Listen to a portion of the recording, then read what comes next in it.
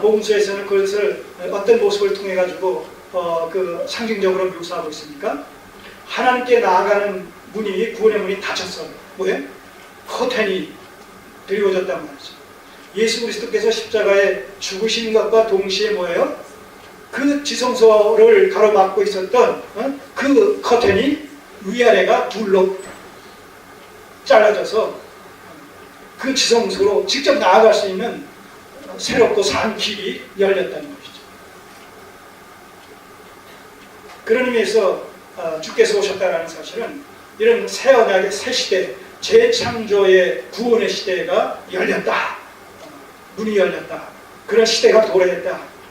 그것을 도래시킨 분이, 시킨 분으로 오신 분이 예수 그리스도다. 이런 엄청난 명제가 전제되어진다. 예수님은 생명의 원천이며 생명의 수요자이십니다. 요한복음은 예수님에 대해서 이렇게 소개하고 있습니다. 나는 길이요 진리요 생명이니 나로 말미암지 않고서는 아버지께 나갈 수 없다는 겁니다.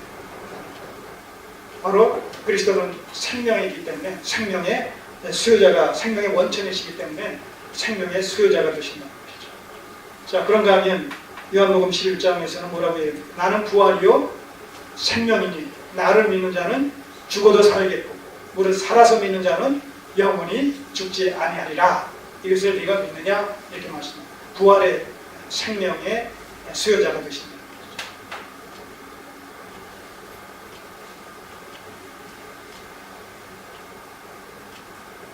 자, 이 세상에서 모든 부귀와 영화를 다 누리고 그것을 소유해서 누리는 자라 할지라도, 그래서 가장 성공적인 이런 인물로 지목된 손 칠지라도 그가 결국 궁극적으로 어떻게 돼요?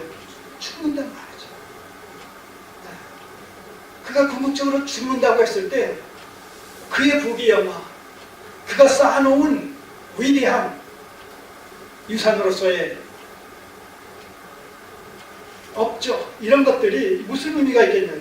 물론 후대 사람들에게 의미가 있을지 모르지만 그 당사자에게, 그 본인에게 무슨 의미가 있어요? 내가 죽는데, 내가 없는데, 나와 상관이 없어지는데.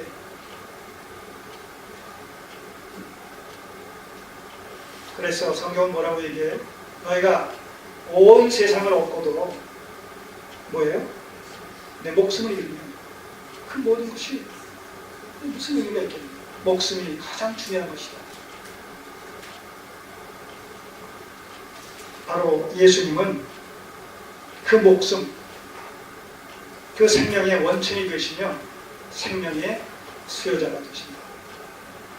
누구든지 나를 믿는 자는 죽어도 산다는 거예요. 그 죽어도 살 수 있다라는 그 부활의 생명의 그 근거를 친히 죽으시고 사흘 만에 다시 살아나심으로, 죽음 가운데서 살아나심으로 모든 성도의 부활의 첫 열매가 되어주셨다는 것이죠.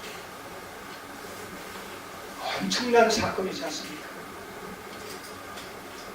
이보다 더 큰 기적이 어디 있습니까?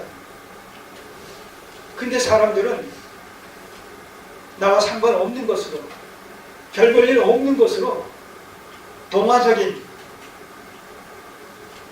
하나의 소설 같은 신화적인 그런 수준에서 그냥 스쳐 지나가는 거죠. 믿으면 살고 믿지 않으면 죽는 구원과 심판의 근거가 되고 지표가 되는 분이 바로 예수 그리스도이신데, 이 예수 그리스도에 대해서 아느냐 모르느냐, 믿느냐 믿지 않느냐가 이렇게 중체되는 것인데, 영생과 영벌을 가늠하는 결정적인 단서가 되는 것인데, 여기에 대해 사람들이 얼마나 무관심하고 그래서 외면하고 방치시켜놓고 있느냐, 이 문제에 대해서. 또 반대극부적으로 오늘 우리가 바로 이 예수 그리스도와 믿음을 통해서 불가분의 관계성을 맺고, 그래서 하나님 우리 아버지가 되시고 우리가 그분의 자녀가 되어지는 이런 엄청난 새로운 어떤 그 관계 속에서, 불가분리의 관계성 속에서 아버지와 아들의 관계로 이렇게 맺어졌다라고 했을 때에 뭐라고 얘기합니까? 하나님의 자녀가 되는 권세를 주셨다고 해요. 권세를 주셨다. 우리가 하나님을 믿고 예수 그리스도를 믿음으로 예수를 통해서 하나님을 믿는 바로 이 믿음으로 말미암아서 우리에게 주어진 그런 특권이 뭐예요? 하나님의 자녀가 되어지는. 근데 그 하나님의 자녀가 됐다고 얘기하지 않고 하나님의 자녀가 되는 권세를 주셨다는 거예요. 그 11절을 보시면 12절을 보시면 11절에 자기 땅에 오매 자기 백성이 영접지 아니하였으나 네. 얼마나 많은 사람들이 지금 이 순간에도 예수 그리스도와 무관한 자로서의 삶을 살고 있습니까? 단순히 무관한 것이 아니라 불신하면서 살고 있습니까? 거부하면서 거절하면서 살고 있습니까? 그러나 영접하는 자, 곧 그 이름을 믿는 자에게는 하나님의 자녀가 된다고 약속하지 않고 자녀가 된다고 말씀하시지 않고 자녀가 되는 권세를 주셨다는 거예요. 하나님의 자녀가 된다는 사실은 단순히 어떤 신분상의 변화뿐만 아니라 그 변화로 말미암아 부수적으로 따라오는 권세가 있다는 것이죠. 권세. 그 권세가 뭐겠어요? 하나님을 아버지라고 부를 수 있다. 이거 얼마나 엄청난 권세입니까? 응? 특권입니까? 하나님을 아버지라고 부른다. 홍길동은 평생 아버지를 아버지라고 불렀어요? 못 불렀다고 얘기하고 있지 않습니까? 예.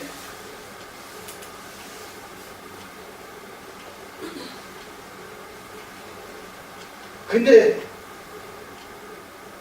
이 비천한 원수되어졌던 우리로 하여금 하나님을 아버지라고 부르시고 그 하나님께서 부를 수 있고 그 하나님께서 우리를 자녀라고 땅에 있는 성들은 존귀한 자라고 핏값으로 사신바 되어진 자들이라고 이렇게 우리의 하나님과의 관계가 180도 변화되어졌답니다. 그렇게만 합니까? 우리가 기도하면 어떻게 돼요? 하나님께서 우리의 기도에 응답해 주신단 말입니다.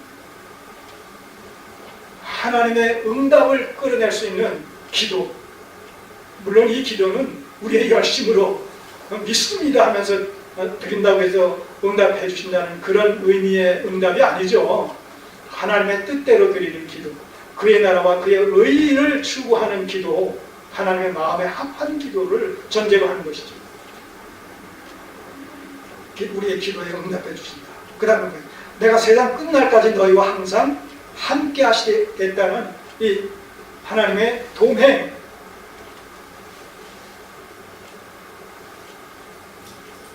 임마누엘의 하나님, 부활의 생명을 보장해 주시고 영생을 보장해 주시고 하나님의 나라를 이을 후사가 되게 하시는 상속자로 우리를 삼아주셨다. 이 모든 것들이 뭐예요? 하나님의 아들됨에서부터 주어지는 특권으로서의 다양한 권세들이란 말이에요. 근데 문제는 뭐예요? 이건 우리가 현실적으로 소유해서 누리고 있다는 사실을 인식하고 있느냐 하는 얘기예요. 소유해서 누리고 있느냐?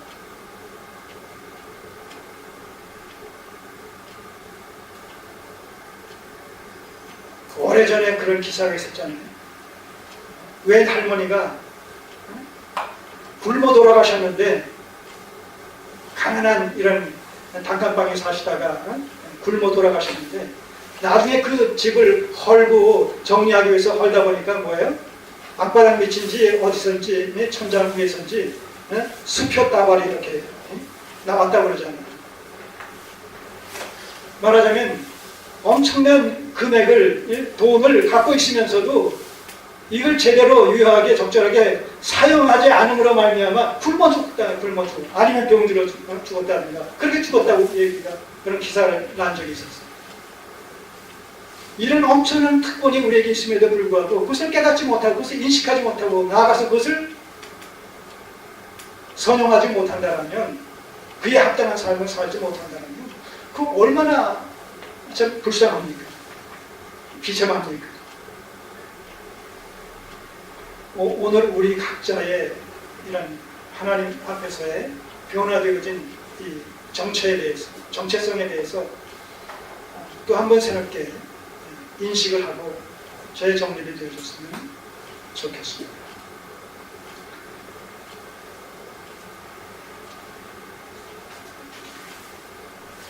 자, 우리가 이렇게 하나님을 영접해서 하나님의 자녀가 되는 권세는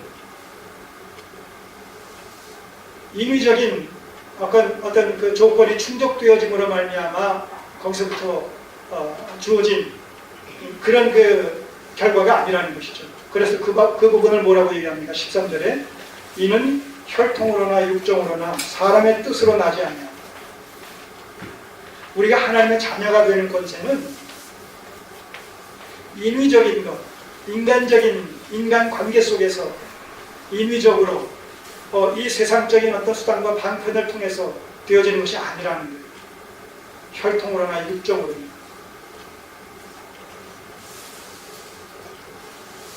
우리 한국 교회 현장에서 이 말씀을 바르게 우리가 가르침을 받고 또 그 받은 가르침에 입각해서 우리가 신앙생활을 한다면 그런 의미에서 모태신앙이라는 표현을 쓸 수가 없는 거예요.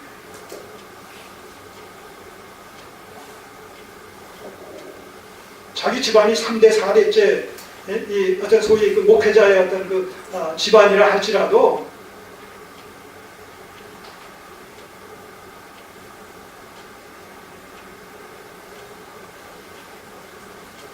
돼 있잖아요. 혈통적으로 목사가 되는 것이 아니라는 겁니다. 혈통적으로 그리스도인이 되는 것이 아니란 말입니다.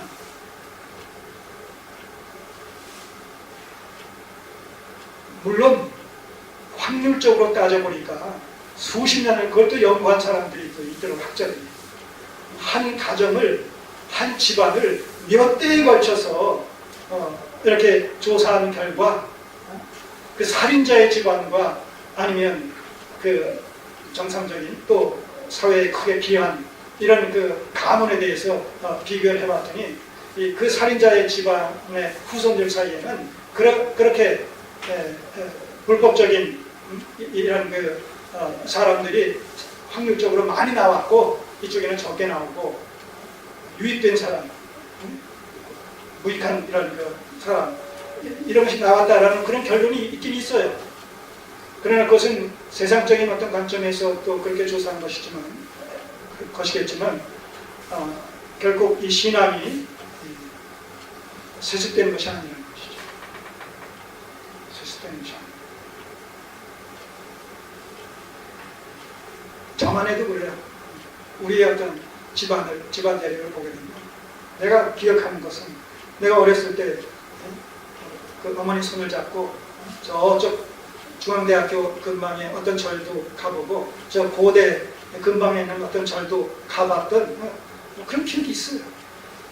근데 왜 그 부처가 그렇게 그 어린 마음에 무섭게 보이는지 그 앞에 가서 얼굴도 제대로 보지 못하고 고개도 들지 못하고 피했던 그런 기억들이 아직도 있단 말이에요.